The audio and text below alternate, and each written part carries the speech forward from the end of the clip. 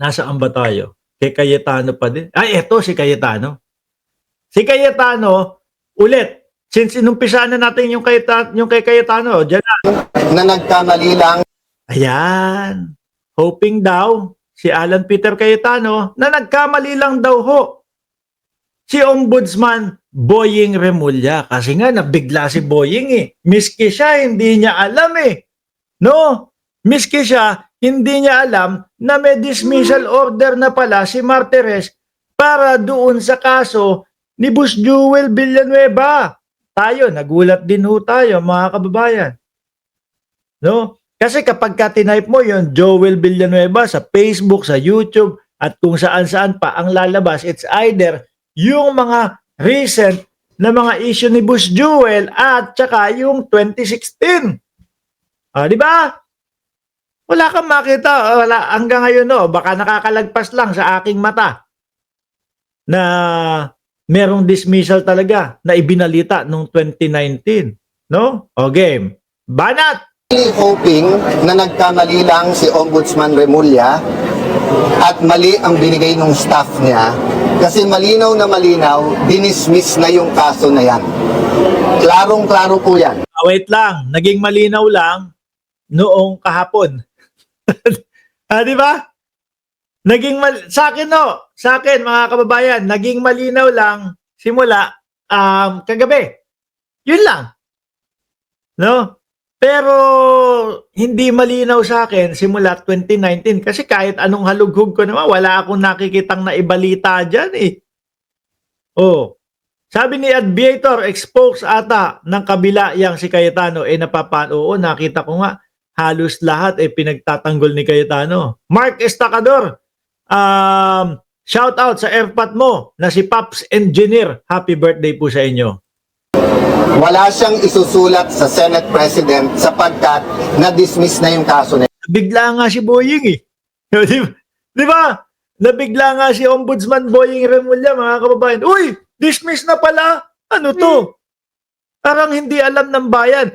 Tinanong pa ho yung mga reporter, mga bossing, kayo, alam nyo to? Ngayon lang, di ba? So, hindi na itutuloy yung talagang pagsulat kay Senate President Tito Soto. Kasi may dismissal eh. Ngayon, napaisip si Boying, ano to? Secret dismissal? Sila-sila lang? Alam nyo mga kababayan kung ako, ilalagay ko na lang yung sitwasyon ko. Ilalagay ko na lang yung sarili ko sa sitwasyon ni Boss Jewel Villanueva. Oh, ganyan. 2016, nahatulan ako. Guilty. Di ba? Tapos, 2019, eto na. Nagkaroon ng reversal. Nagkaroon ng dismissal. No? Yung pagiging guilty ko. Ano gagawin kong una, mga boss? Ang una kong gagawin dyan, ipampangalandakan ko sa mamamayang Pilipino na hindi ako magnanakaw, na hindi ako kumukuha ng pera ng bayan. Yun ang unang gagawin ko. At para magawa ko yun, para mapapaniwala ko kayo na si Mark Ramos ay hindi nagnakaw, yung dismissal na yon, ibabalandra ko sa lahat ng social media. Ibabalandra ko sa mga magpapa-interview ako.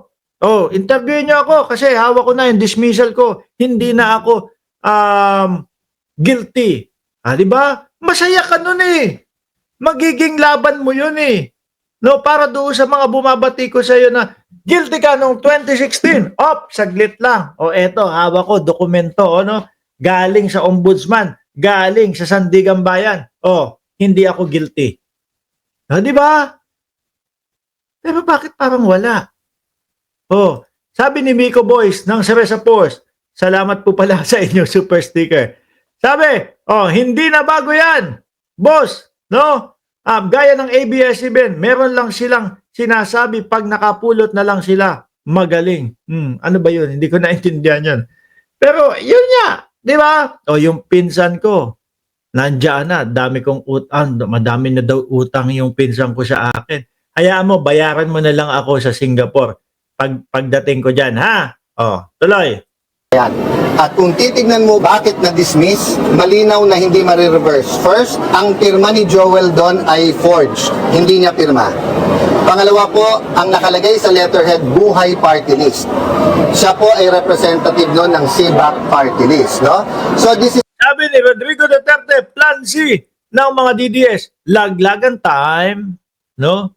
Sabi ni Tomas Leong, anong nagkamali? Hindi nga na-process eh. Itinago ni Martires yung kaso na according to ex-Justice Carpio, dapat noon pa natanggal sa hindi, dapat noon pa natanggal bilang congressman si Villanueva at hindi na naging senador pa. Ayun, di ba?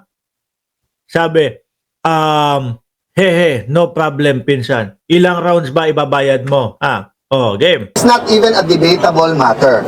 So I know Boying Remulla. He is a man of duty. May sense of duty yan. Nabasa ko mga statements niya bago siya maging ombudsman. Naniniwala ako gusto niya ng tunay ng pagbabago. Marami akong issues na hindi agree sa kanya, but I see his sincerity na gusto niyang parusahan ang dapat parusahan. Talaga. Walang pipiliin niya. Unfortunately, parang naging circus nga, palakasan ng palakpak. And we know that there are certain people who are against Joel, who are against the minority. So, Sandali kasi alam mo kung bakit napupunto din si Joel? Dahil din sa kanya. Biruin mo, yung mga tungkol sa mga district engineer pa lang, yung mga tungkol pa lang doon sa mga, kumbaga wala pa, no? Wala pang pinapangalanan. Siya bigla na nagsasalita na, naku, wala po kaming kilalang ganyan. Naku, hindi po, alam ko po mga senador, hindi po konektado sa mga ganyan. Yung maingay agad. Ngayon, pagkatapos niyang mag-ingay, nagpapanik, no? Kinabukasan, may mga picture na siya. Kasama yung mga district engineer. Seryo siya. Di ba? Ang mangyayari talaga, wala pala ha. Eto, ano masasabi mo dito? habang ginugulo ito ng mga mastermind, sila'y nakakawala. Isipin niyo po, no? Kung unang araw na sinabi ng Pangulo, mahiya naman kayo, tinignan na kaagad kung ano yung ghost. Kinasuhan na kaagad yung 3, 4, 5 contractor na siguradong may ghost. Hindi na nagkaroon ng circus.